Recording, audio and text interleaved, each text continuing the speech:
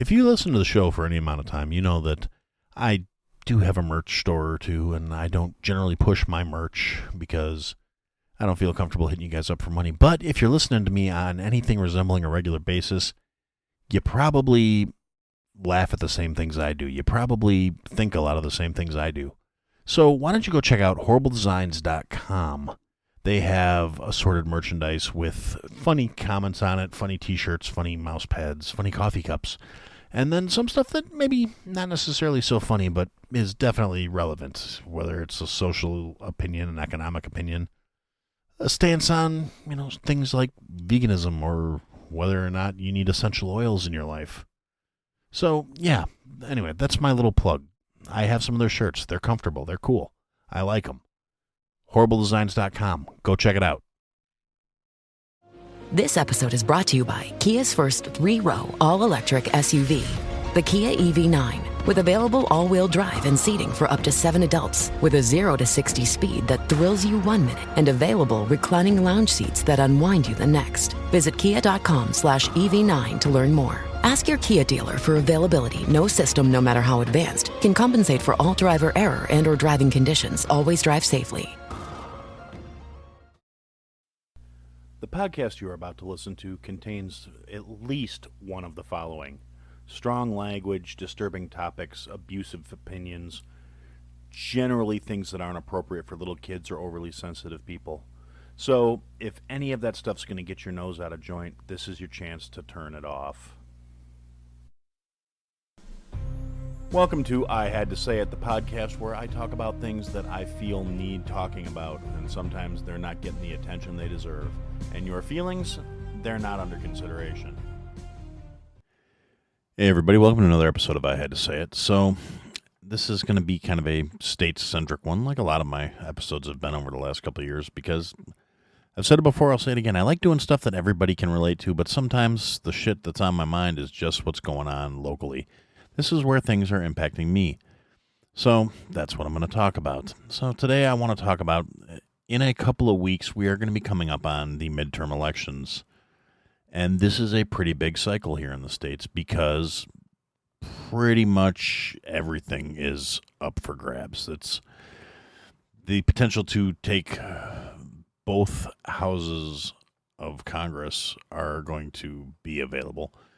Tons of gubernatorial races are going on. There's a potential for a massive shift in this country. Now, the problem is, saying it like that makes it sound like something more than it is. Massive may be the wrong fucking word to use. And I say that because I'm a realist. Realistically, it's still going to be a bunch of politicians, and they're either going to be left or right. There's not a huge field of third-party candidates that have any realistic shot at getting the prize. And that's what I actually wanted to talk about today, is there is a mentality in this country, and it's been there since I was a kid. I heard it when I was little and Ross Perot was making a run for the presidency. And people would joke about voting for him and, saying voting for a third-party candidate is a waste of your vote. And it's kind of a catch-22. The only reason that is anything resembling true is because so many fucking people believe it. And we have so many people in this country willing to vote based on the lesser of two evils in their mind. And the simple fact of the matter is you don't have to pick evils. This country was not founded upon the principles of you're either a Democrat or a Republican. The original concept was this was never supposed to be a two-party system. There were supposed to be multiple parties. So you could find the party that aligned most closely with your personal values and vote for them. So you would have the most accurate representation for your values, your life, your beliefs. And it wasn't supposed to be one group's set of values and beliefs are supposed to be running the entire fucking country. And for a country the size of the United States, it's not a realistic expectation. That's why we have states. That's why there's supposed to be a state government. So you can move or vote in your local areas so your values and your opinions and your beliefs are most accurately reflected. The federal government is not supposed to be this massive, overreaching piece of shit that it's become. It's supposed to be handling things like, making sure that we don't wind up in a war and things like that. Little little basic things. And every year they take a little more power. They take a little more thing under their own thumb. They overstep their bounds as they were laid out in the Constitution a little bit more every chance they get. And whether it's through emergency acts or any other ridiculous reasons, natural disasters, threat of war, there's anything they can do to take some more power, and they never give it back. Never. But they're still letting us vote, which I'm getting really cynical these days. I'm falling more and more into the belief of if voting really mattered, they wouldn't let us fucking do it. But it's a good way to keep the masses appeased and satiated, thinking they're actually involved in the process. And because of the upcoming midterms, the politicians are doubling down in every way, shape, and form they can.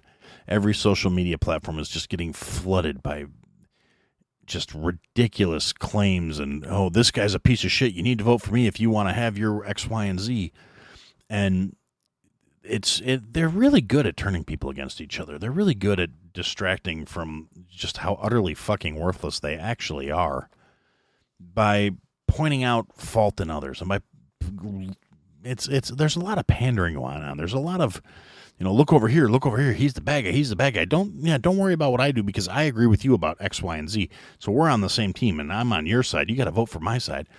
And they're doubling down on it, and the White House is throwing all of its weight, everything it can do to try and ensure they don't lose control of the House and the Senate, and trying to turn more states blue so they can try and maintain their grasp on control. And it becomes that much closer to being a totalitarian, one-sided bullshit government, which is what this country was supposed to be founded against. And as I'm sitting here and I'm looking at all the ridiculous shit on social media, and they're doing things right now, and it's like they're not even trying to be subtle anymore. They've given up on nuance because, frankly, they don't need it. People have gotten so stupid, so complacent, and so willing to jump at each other's throats on their behalfs that they tend to forget that anytime it's not immediately before an election, these people are more or less fucking worthless in terms of our day-to-day lives. They really aren't accomplishing anything to better our lots or our livelihoods or our well-being. They are not being responsible stewards of our country. They're not doing anything that really helps this country in any real meaningful, lasting kind of way. It's like two kids sitting out in the backyard playing around a mud hole with sticks, stirring it up, leaving a bigger mess than it was when they got there. At some point, it became more about getting the job so you could get the benefits than it actually became about serving the public. And it's part of the problem. If you're listening to me, you're probably not one of those people that's going to jump real hardcore onto either side. You're probably out there just looking for the candidate that you find the least fucking reprehensible or the least unacceptable, and you're going to probably pick that candidate. It's a shame that we have to deal with that. It's really too bad that the only way we can change the system is theoretically to participate in the system, but the system is inherently corrupt. It attracts the least worthy people to it, and unfortunately, it's basically designed to keep itself from being accountable to itself, because who else is it accountable to? It's not accountable to the voters. We can't even verify veracity of elections because there are way too many potential things that could be corrupted now. And on the one hand, you have one side saying, well, we need to ensure safe and secure elections by making sure everyone can vote. And they're trying to push in mail-in ballots and all sorts of other shit that are really not secure ways of handling a voting system, because there's no way to verify the person who sent the ballot in is actually the person. Oh, well, they signed it. Yeah, there's not like forging. That's not a dead concept. I hate to point it out. People have been forging documents since documents were a fucking thing. So that's not real reliable. But that's how some people say, well, that's how we're going to secure voting, is by making sure everybody can vote. And then you have the other side saying, well, we need to secure voting by saying it's only in person with ID, and you have to prove who you are, where you live, and how you got there. And honestly, when it comes to that particular thing, when it comes to safe and secure voting, that's the direction I tend to lean. No ID, no proof of residency, no proof that you are who you say you are, then you don't get to fucking vote. You're not owed the option if you can't prove you are one of the people qualified to make that decision. You have to be able to prove you are a citizen of the United States. You have to be able to prove you are a resident of a certain district to vote for that district. Why? Because that's how it's supposed to work.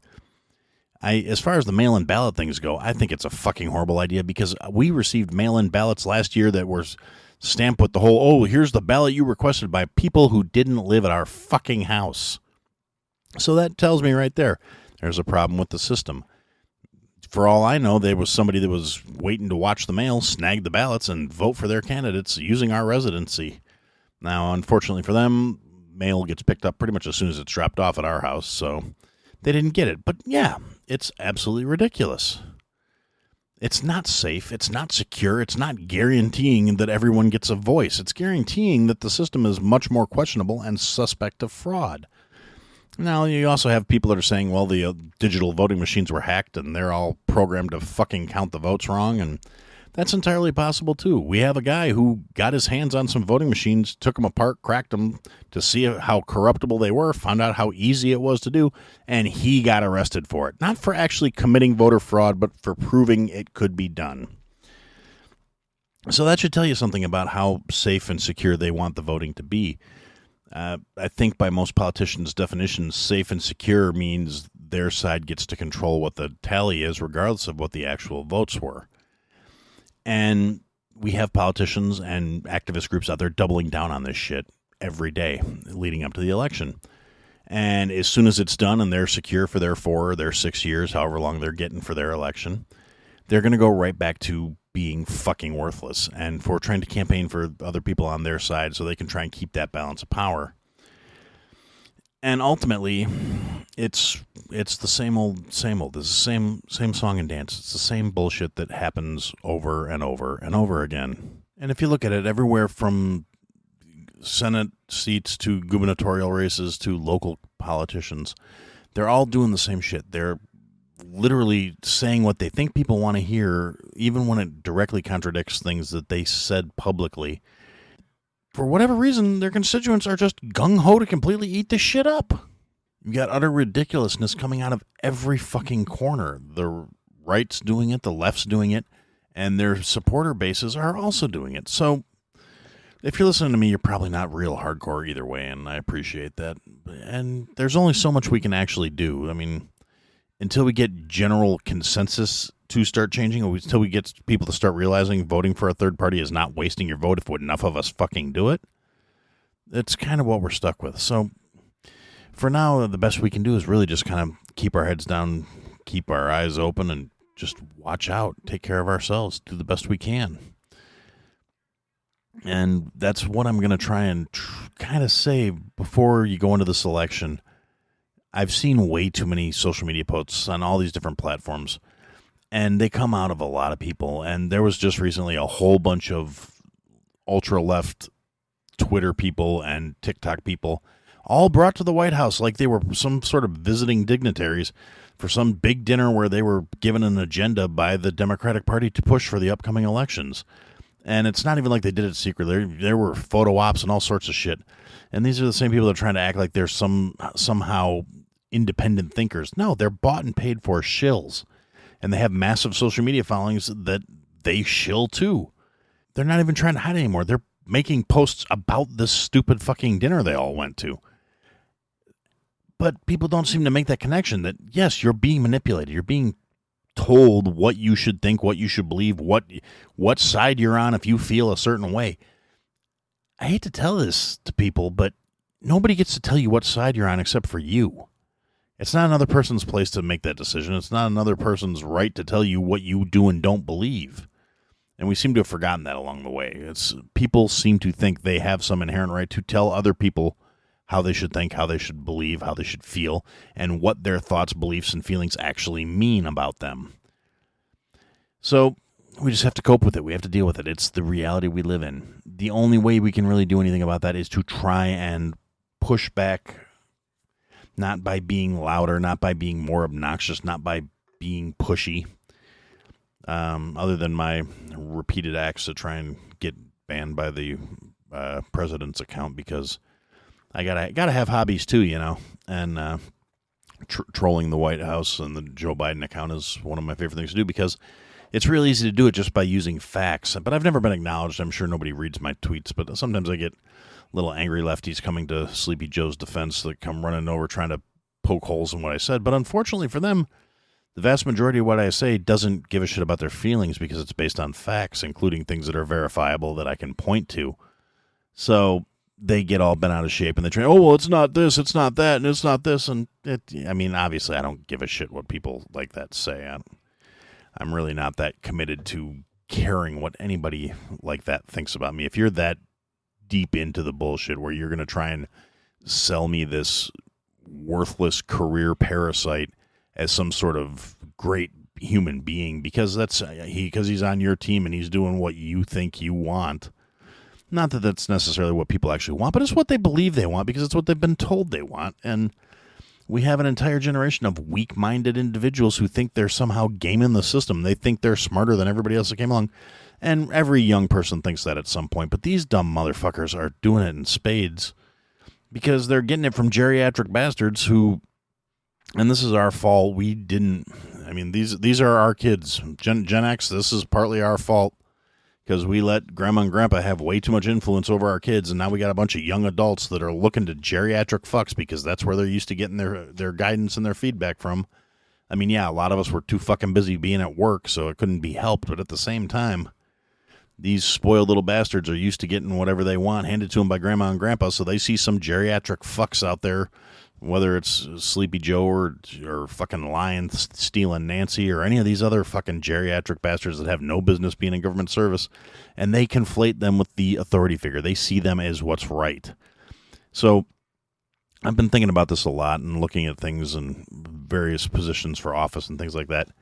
If you're in your mid-30s to mid-40s and you have any kind of inclination towards trying to make the world a better place, start locally. Start running for a local office. Get some experience. Get some knowledge. We're late to the fucking game. Mentor people. Get people in their early 30s, late 20s that may not have their heads wedged too securely up their ass and try and bring them around. Get them involved. It's literally the only way we're going to save our freedoms, our future, our right to just be. It's not enough for us to be kicking along with the whole, I just don't give a fuck, I'm just worried about me attitude at this point, because otherwise we're all going to get fucked over by these whiny, noisy little bastards.